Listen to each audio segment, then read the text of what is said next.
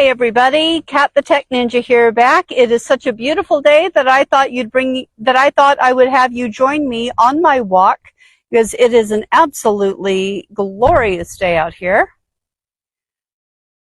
And I wanted to talk Tech Tip Tuesday about funnels. So over the next few videos, we are going to talk about funnels, and we'll get into more detail about that and why you need them. So basically, especially if you're a coach and you want to build your business, then a funnel is the best way to do that. Well, it's really the only way to do that. And we're going to talk about how it's structured, how you have the top of the funnel, the middle of the funnel, the bottom of the funnel.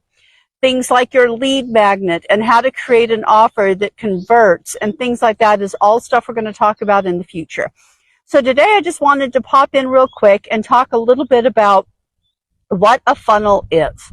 It is the way you walk your client or potential client through your process to becoming a paid client. So think of it like a funnel that you use for cooking, and it starts out really big at the top and really small at the bottom. The people on the top are the cold clients. These are the ones that you're running ads to. Maybe you've got your lead magnet out there. They don't really know you, so they don't really trust you.